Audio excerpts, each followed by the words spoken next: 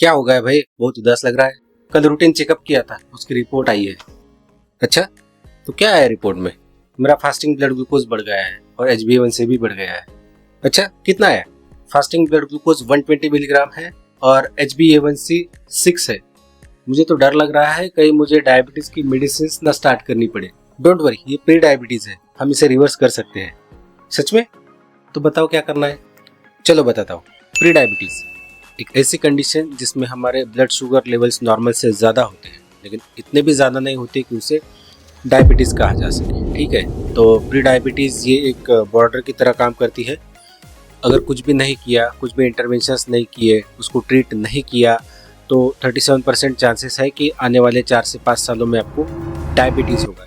लेकिन अगर हम लाइफस्टाइल इंटरवेंशन करते हैं, हमारी लाइफस्टाइल को मॉडिफाई करते हैं, तो हमारे डायबिटीज़ होने के रिस्क 20% से कम हो जाते हैं।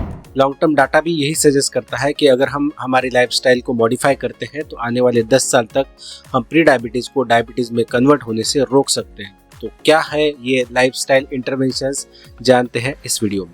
प्री डायबिटीज़ ये एक ऐसी कंडीशन है जिसमें हमारे ब्लड शुगर लेवल्स नॉर्मल से ज़्यादा होते हैं, लेकिन डायबिटीज़ की जो लेवल्स होते हैं उससे कम होते हैं। तो प्री डायबिटीज़ को डायग्नोज करने का एक तरीका होता है हमारे ब्लड शुगर लेवल्स को मेजर करना। खाली पेट जो हमारी ब्लड शुगर होती है, जिसे हम फास्टिंग ब्लड शुगर कहते हैं, वो अगर 100 से 125 के बीच में है तो आपको प्री डायबिटीज़ है। और एक तरीका होता है ब्लड में HbA1c के लेवल्स को मेजर करना। HbA1c ये एक बेटर तरीका है प्री डायबिटीज़ को या फिर डायबिटीज़ को डायग्नोज करने के लिए। कैसे? तो जब हम फास्टिंग ब्लड ग्लूकोज करते हैं या फिर रैंडम ब्लड ग्लूकोज करते हैं तो वो उसी वक्त के हमारे ब्लड शुगर लेवल्स को दिखाता है, लेकिन HbA1c हमारे पिछले 120 दिन का जो हमारा ब्लड ग्लूकोज का लेवल होता है उसका एवरेज निकाल के देता है। तो HbA1c ज़्यादा एक्यूरेट मेजर है हमारे प्री डायबिटीज़ को या फिर डायबिटीज़ को डायग्नोज करने के लिए। तो अगर आपकी HbA1c की लेवल 5.7 से लेकर 6.4 तक है तो आपको प्री डायबिटीज़ है, और अगर आपके HbA1c लेवल 6% से ज़्यादा है तो बहुत ज़्यादा चांसेस है कि आपका प्री डायबिटिक स्टेज डायबिटीज़ में कन्वर्ट होगा। देखो, प्री डायबिटीज़ को डायबिटीज़ में कन्वर्ट होने के लिए ज़्यादा टाइम नहीं लगता। अगर आपका सेडेंटरी लाइफस्टाइल है, आप कोई भी फिजिकल एक्टिविटी नहीं करते, आप एक्सेसिव कैलोरीज या फिर एक्सेसिव रिफाइंड कार्बोहाइड्रेट्स कंज्यूम करते हैं, अगर आपको बेली फैट है, अगर आपका स्लीप पैटर्न प्रॉपर नहीं है, आपके स्ट्रेस लेवल ज़्यादा है, तो बहुत ज़्यादा चांसेस है कि आपका प्री डायबिटीज़ में कन्वर्ट होगा। तो प्री डायबिटीज़ सिर्फ शुगर का प्रॉब्लम नहीं है, वो सभी चीज़ें जो हमारे इंसुलिन रेजिस्टेंस की रिस्क को इंक्रीज करती है, हमारे डायबिटीज़ की रिस्क को भी इंक्रीज करेंगे। तो अगर डायबिटीज़ की रिस्क से बचना है तो उन सभी चीज़ों को कंट्रोल करना पड़ेगा जो इंसुलिन रेजिस्टेंस की रिस्क को इंक्रीज करते हैं। अगर आपकी सेडेंटरी लाइफस्टाइल है, आप दिन भर में कोई भी मूवमेंट नहीं करते, कोई भी फिजिकल एक्टिविटी नहीं करते, आप कॉलेज या ऑफिस में बाइक पे जाते हैं, कार में जाते हैं, ऑफिस में आप लिफ्ट का यूज़ करते हैं, आप ऑफिस से आने के बाद दिन भर सोफे पे लेटे रहते हैं, तो कोई भी डाइट प्लान आपको हेल्प नहीं करेगा। एक सिंपल चीज़ को फॉलो करिए। दिन में 7,000 से 10,000 स्टेप्स आपको चलने हैं, नॉन निगोशिएबल। अगर एक साथ में आप 7,000 10,000 स्टेप्स नहीं चल सकते तो उसको दिन भर में डिवाइड करिए। हर मेजर मील के बाद आपको 10 से 15 मिनट का वॉक करना है। अगर आप दिन में 3 मील लेते हैं तो 15 मिनट के हिसाब से आप ऑलमोस्ट 45 मिनट्स का वॉक कंप्लीट कर लेंगे, जिससे ना सिर्फ डेली मूवमेंट होगी बल्कि मेजर मील्स लेने के बाद जो शुगर के स्पाइक्स होते हैं वो भी कम होंगे। डेली जिम में जाके वज़न उठाना हर किसी के लिए पॉसिबल नहीं होता। किसी का बिजी शेड्यूल होता है तो बिजी शेड्यूल से को टाइम निकालना पॉसिबल नहीं होता। किसी को लगता है अभी इस उम्र में मैं कहाँ जिम जाऊँगा, तो किसी का ये कहना होता है कि जिम जैसी चीज़ हम लोगों के लिए बनी ही नहीं है। बट ट्रस्ट में, रेजिस्टेंस ट्रेनिंग या वेट ट्रेनिंग ये एक बेस्ट वे है प्री डायबिटीज़ को कंट्रोल करने के लिए। कैसे? बताता हूँ। तो जब भी हम कोई खाना खाते हैं, खाने में कार्बोहाइड्रेट्स रहेंगे, उन कार्बोहाइड्रेट्स को हमारी बॉडी शुगर में ब्रेक डाउन करेगी, ग्लूकोज में ब्रेक डाउन करेगी। तो जो भी ग्लूकोज होगा उसे हमारी बॉडी यूज़ करेगी एनर्जी के लिए, और जो एक्सेस ग्लूकोज रहेगा वो हमारे मसल्स में और लीवर में ग्लाइकोजन के फॉर्म में स्टोर हो जाता है। तो जितना ज़्यादा बॉडी में मसल मास रहेगा उतना ज़्यादा ग्लाइकोजन का स्टोर बढ़ेगा और उतना इफेक्टिवली हमारी बॉडी उस ग्लूकोज को यूटिलाइज कर पाएगी। सेकेंड थिंग, मसल सेल्स हमारी इंसुलिन की सेंसिटिविटी को इंक्रीज करते हैं, यानी ग्लूकोज को सेल में ट्रांसफ़र करने के लिए हमें कम इंसुलिन की ज़रूरत पड़ती है। एक्सरसाइज के वक्त हमारे मसल्स कॉन्ट्रैक्ट होते हैं। जैसे जैसे मसल का कॉन्ट्रैक्शन इंक्रीज हो जाता है तो मसल्स में ग्लूकोज का एब्सॉर्प्शन भी इंक्रीज हो जाता है और इस तरह एक्सरसाइज हमारे ब्लड शुगर लेवल्स को मैनेज करने के लिए इफेक्टिव होता है।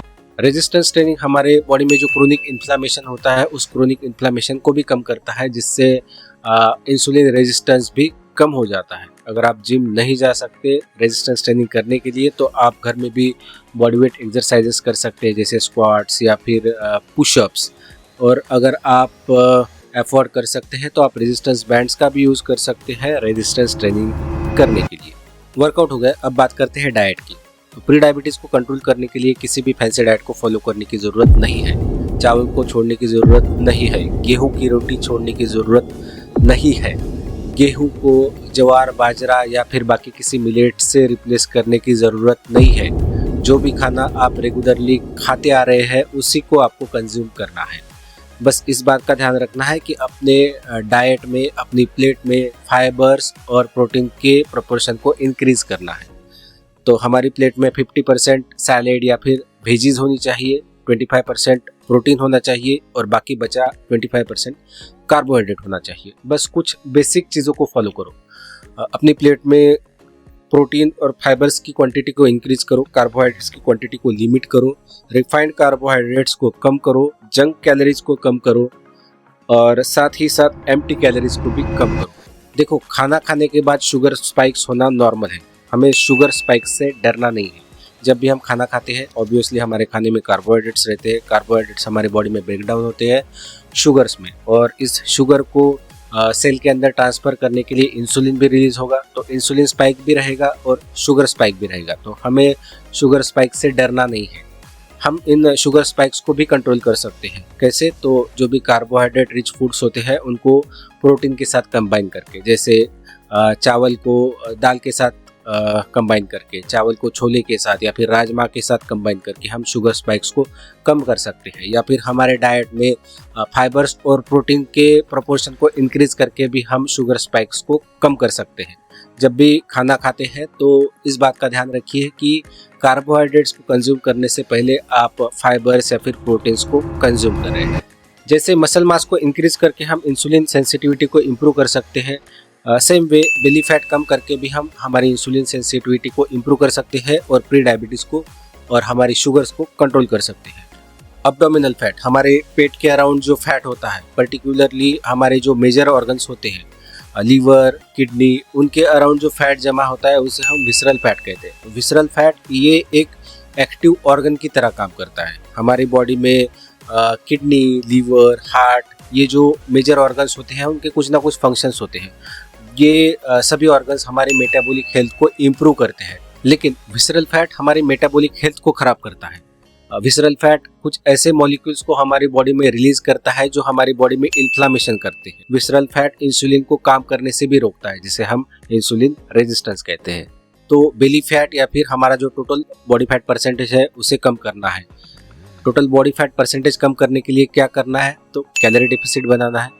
कैलोरी डेफिसिट यानी हमारी जो कैलोरीज की रिक्वायरमेंट होती है उससे कम कैलोरीज हमें कंज्यूम करनी है और बाकी जो चीज़ें जो कैलोरी डेफिसिट क्रिएट करने में या फिर बॉडी फैट परसेंटेज को कम करने में हेल्प करती है वो होती है रेजिस्टेंस ट्रेनिंग या कार्डियो या फिर combination of resistance training and cardio. एक रिसेंट स्टडी के अकॉर्डिंग अगर हम हमारा टोटल बॉडी फैट परसेंटेज कम करते हैं तो हमारे डायबिटीज़ होने की रिस्क 70% से कम हो जाती है। मेटाबॉलिक हेल्थ को इम्प्रूव करने के लिए एक और फैक्टर बहुत इंपॉर्टेंट रोल प्ले करता है, एक गुड क्वालिटी स्लीप। अगर आप रात में 6 घंटे से कम की नींद ले रहे हैं तो आपके इंसुलिन रेजिस्टेंस की रिस्क इंक्रीज हो जाती है। और अगर आप रात में 6 से 8 घंटे की एक गुड क्वालिटी स्लीप ले रहे हैं तो आपके सेल्स इंसुलिन को ज़्यादा अच्छे से रिस्पॉन्ड कर पाएंगे। एक अच्छी नींद हमारे जो मेटाबॉलिक हार्मोन्स होते हैं उनको भी रेगुलेट करते हैं। हमारे जो हंगर हार्मोन्स होते हैं जिसे हम ग्रेलिन कहते हैं, एक अच्छी नींद लेने से हमारे हंगर हार्मोन्स कम हो जाते हैं और जो हमारे सैटिस्फैक्टरी हार्मोन्स होते हैं जिसे हम लेप्टिन कहते हैं वो बढ़ जाते हैं। तो हमारे जो शुगरी खाने की या फिर हाई कार्बोहाइड्रेट खाने की जो क्रेविंग्स होती है वो कम हो जाते हैं। एक खराब नींद हमारे कॉर्टिसोल लेवल्स को भी इंक्रीज कर देते हैं। कॉर्टिसोल ये एक स्ट्रेस हार्मोन होता है जो हमारे स्ट्रेस लेवल्स को इंक्रीज करता है, साथ ही साथ हमारे इंसुलिन रेजिस्टेंस के रिस्क को भी इंक्रीज करता है। And the last and most important thing कि हमें नंबर से डरना नहीं है। मेरा फास्टिंग ग्लूकोज बढ़ गया, मेरा HbA1c बढ़ गया, पैनिक नहीं करना है। एक बार अगर डायबिटीज़ हो गया तो हमारे जो करंट मेडिकल साइंस है वो उसे रिवर्स नहीं कर सकता, लेकिन अगर आपको प्री डायबिटीज़ है तो आप लाइफस्टाइल को मॉडिफाई करके प्री डायबिटीज़ को डायबिटीज़ होने से बचा सकते हैं। बहुत बार लोग ऐसा करते हैं कि अपनी ब्लड शुगर को चेक ही नहीं करते, फास्टिंग ब्लड ग्लूकोज को चेक नहीं करते, HbA1c को चेक नहीं करते, तो हमें पता ही नहीं चलेगा कि हमें प्री डायबिटीज़ है या फिर प्री डायबिटीज़ में कन्वर्ट हो गया है, राइट। तो हमें नंबर से डरना नहीं है। ये नंबर्स हमारे लिए एक पावर है। तो इन नंबर से हमें पता चलेगा कि अभी मुझे प्री डायबिटीज़ हो चुका है और उस प्री डायबिटीज़ को कंट्रोल करने के लिए मुझे इन लाइफस्टाइल इंटरवेंशंस को फॉलो करने की ज़रूरत है। अगर आप 5 से 7% तक भी अपना बॉडी वेट कम कर लेते हैं तो भी आपकी डायबिटीज़ होने की रिस्क 50% से कम हो जाती है। तो हमें नंबर से डरना नहीं है और इन लाइफस्टाइल इंटरवेंशंस को फॉलो करते रहना है। आई होप आपको ये वीडियो अच्छी लगी होगी। अगर वीडियो अच्छी लगी है तो वीडियो को लाइक करिए, कमेंट करिए और ऐसे इन्फॉर्मेटिव वीडियोस देखने के लिए चैनल को सब्सक्राइब करिए। See you in the next video.